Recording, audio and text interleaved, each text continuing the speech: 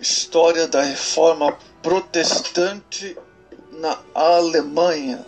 O líder Martinho Lutero, ou Martin Luther em inglês, né? Amados, desde muito cedo a doutrina da justificação pela fé tinha sido perdida de vista na igreja. E foi esse um dos fatos pelos quais a reforma se tornou uma necessidade. Logo que o poder dessa verdade enfraqueceu nas almas dos fiéis, foi introduzida a doutrina da salvação pelas obras e substituíram por penitências, mortificações exteriores daquele arrependimento para com Deus e a santificação pessoal. Esses erros começaram logo no tempo de Tertuliano e aumentaram a proporção que iam passando os anos, até que por fim a superstição do povo não se podia mais levar adiante e as trevas da Idade Média foram a origem dos flagelantes. As indulgências. Os flagelantes, uma seita de fanáticos, foi instituída no século XIII, espalhou-se por toda grande parte da Europa, andava pelas ruas, flagelando-se 2 vezes por dia com chicotes. A severidade desses castigos, que imaginavam servir de expiação, não só dos seus pecados, como também dos pecados dos outros, excitou o princípio da perseguição por fim. Despertou a simpatia do povo, começou a virar as costas aos padres desregrados e a confessar seus pecados e a tristezas aos flagelantes. O pensamento dominante dos padres foi então ver como poderiam conservar a influência do domínio usurpado. E, portanto, disse o senador Albiné, inventaram um negócio novo, o que chamaram de indulgências. Em troca de uma quantia mais ou menos avultada, conforme a classe a que o comprador pertencia, ficava-se livre de uma peregrinação, em jejum e outro qualquer penitência. Assim começou esse destritável negócio da indulgência. O Papa percebeu logo vantagens que podiam resultar em um sistema tão lucrativo. Em tempo oportuno, Clemente VII instituiu o extraordinário dogma de que a crença nas indulgências era um artigo de fé. Essas indulgências de Roma não diziam respeito só aos vivos, e além da tumba e as almas que gemiam no purgatório, também diziam que eram salvas por meio delas. Tal era a condição da igreja no começo do século XIII, tão corrupta nas suas ações que era impossível continuassem as coisas assim por muito tempo como estavam. Olha só.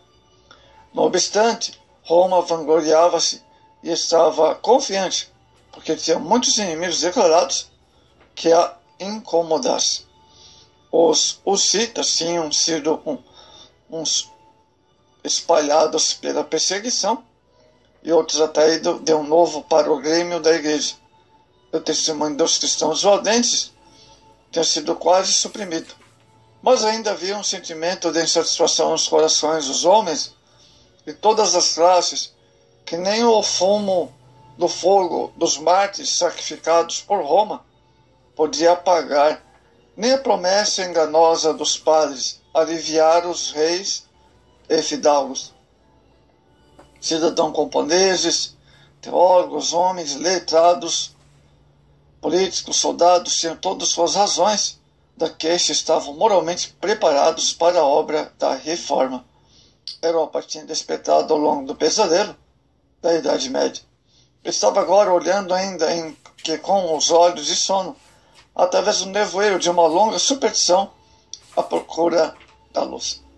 Amados, é inevitável uma mudança importante, uma reação mais ainda, uma revolução, e apenas era necessário achar um chefe. Os homens estavam prontos para a revolução, e só necessitava de que alguém aguentasse o peso da luta para os guiar, aconselhar e dirigir. Deus viu que era precioso e enviou Martinho Lutero à igreja na Europa. Não faltaram líderes para sessões e grupos particulares, mas Lutero havia de ser o chefe. o início da reforma protestante e também na Alemanha. Os príncipes e fidalgos, de muitos desgostosos com a usurpação excessiva de seus domínios pelos papas, encontraram o eleitor Frederico de Hanover um representante dedicado. Embora tímido, os políticos e homens de letras, oprimidos pelas leis canônicas, acharam intérprete de seus pesares em Ulrico von Ruttenstein. Mas em todo, desde o rei até o mais humilde, encontraram um defensor de sua liberdade, o grande monge agostinho, Martinho Lutero. Martinho Lutero, o reformador, era filho de pais humildes, nasceu em Eisleben, na província de Mansfeld, no dia 10 de novembro de 1486. Eu sou filho de camponeses, dizia ele. Mais tarde, meu pai, meu avô e todos os meus antepassados eram camponeses. Foi de seus pais que herdou aquela rude simplicidade e temperamento franco e alegre, peculiar do camponês de Turíngia. A educação que recebeu em casa era reta, rigorosa, e o tratamento que recebeu na escola era áspero em extremo. Mas tudo isso foi necessário para preparar o futuro reformador para sua grande e perigosa obra na Alemanha e Europa. Aos 14 anos de idade, Martinho Lutero foi mandado para a escola franciscana de Magdeburg, onde aumentaram muito, amados, os seus sofrimentos. Conta ele que quase mataram de fome. Olha só a história de Lutero, né? E muitas vezes é obrigado a cantar nas cidades e vilas próximas para angariar o pão, devido à situação difícil. Algum tempo depois mandaram para Eisenach, onde tinha parentes, mas esses deram-lhe pouco ou nenhum alívio. Teve de continuar a vaguear, muitas vezes esfomeado, pelas ruas cantando hinos e pedindo, né, as portas de conhecidos suprimentos, agradecendo muito até as migalhas que lhe eram às vezes lançadas. Mas por fim, chegou o alívio. Aquilo que os parentes lhe tinham negado, deram aos estranhos. E, mais tarde, depois de ter pedido a diversas portas, sem resultado, chegou a uma onde foi repelido. Não foi repelido, quer dizer, os cristãos, onde sempre recordaram com afeto e gratidão do nome de Úrsula Cota, porque foi ela que abriu as portas ao pobre Lutero, na época, rapaz esfomeado, ele deu não só um sustento, mas um lar e um amor de uma mãe. Olha só, Lutero teve a ocasião mais tarde de retribuir sua bondade, recebendo também o filho de Úrsula na sua própria casa em Wittenberg. Lutero na universidade. Quando tinha 18 anos, foi, por ordem de seu pai, para a Universidade de Erfurt estudar direito. E foi aí que tomou uma série de orientações pela morte repentina de um discípulo e amigo íntimo, Aleixo. Isso teve lugar por ocasião duas férias pequenas, quando ambos passeavam juntos.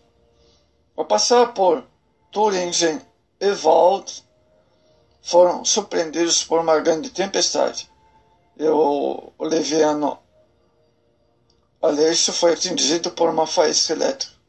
Caindo de joelhos, com impulso no momento, Lutero fez um voto de se consagrar ao serviço de Deus, se ele poupasse naquela ocasião. Desde então mudou completamente Lutero. Levou bastante tempo antes de voltar seu amor pelo estudo e passava dias vagueando, pensativo, pela biblioteca da universidade, como alguém que não pudesse achar descanso. Por fim, vê as mãos uma Bíblia em latim. E tendo um perfeito conhecimento daquela língua, começou a ler o livro. A Bíblia era essa primeira vez que tinha olhado para aquele livro sagrado e sua surpresa foi grande. Nele encontrou uma sabedoria mais profunda do que imaginara, pérolas preciosas. De verdade, que nenhum missal ou breviário poderia ensinar, inclinou sobre seu novo tesouro, num arrebatamento de alma. É uma força de expressão, certo? A proporção que ele ia ficava mais persuadido da autoridade divina do livro sagrado. Ia se possuindo uma convicção profunda de sua própria maldade, até que ali as palavras inspiradas tinham para ele um sentido misterioso. Estava como alguém que procurasse seu caminho aos palpadelas em plena luz do sol. Perplexo, trêmulo, fechou o livro fez uma lista de seus pecados, que encheu de um vago receio. Nunca tinha até então pensado seriamente neles. Nunca os tinha considerado sob um ponto de vista tão negro. Uma tão medonha série teria-lhe por suposto fechado as portas para o céu. As portas do céu para sempre. Não podia haver esperança para um homem tão vil como ele. Então Lutero lembrou-se de repente de seu voto. Ergueu-se com um novo propósito de coração. Sim, ainda restava uma esperança, deixar a universidade e ia prosseguir a carreira de monge. Lutero no mosteiro. Vamos agora encontrá-lo no mosteiro dos frades de Agostinho em Erfurt, como tudo está mudado. Quando deixamos, ele era um inteligente estudante de direito, um bacharel de artes, né? E bem conhecido e respeitado na universidade. Agora é um monge mais íntimo entre eles. Aquele que outrora tinha pronunciado discursos e tomado parte em discussões sábias, era agora criado de sua ordem. Tinha de limpar as celas, dar corda ao relógio, varrer a capela e o mosteiro. Contudo, Lutero sujeitava-se a esses trabalhos penosos inerentes à sua nova posição, sem se queixar. A luta moral, porque estava passando quase, lhe fazia esquecer a degradação. Muitas vezes, sentia a alma apoquentada. Deixava seu trabalho para ir à capela do mosteiro, onde estava guardada a Bíblia, e a de procurar o alimento espiritual de que carecia. Era só nessas ocasiões que ele podia estudar a palavra de Deus. Mas era, porém, nomeado para a cadeira de teologia e filosofia de Wittenberg, é que se achava vaga. A nomeação foi feita em Staupitz, vigário-geral da Ordem Agostiniana Saxônica, por conselho de Frederico o Sábio, eleito de Hanover. Lutero agora é a um certo ponto senhor de seu tempo e podia dedicar-se ao estudo da Bíblia. A solidão era muito conveniente para esse fim. Ele estudava com zelo, pouco vulgar. Fazia esforços extraordinários para reformar o seu modo de vida e para expiar o passado de suas orações penitentes. E foram muitos os votos que ele fez para se abster de pecados, mas esses esforços nunca satisfaziam e quebrava sempre os seus votos. Em vão dizia Lutero, triste, em Auschwitz, que eu faço tantas promessas a Deus. O pecado é sempre mais forte. Staupitz discutia brandamente com ele, falava-lhe do amor de Deus e que Deus não estava zangado com ele, como Lutero supunha, mas o monge continua desconsolo.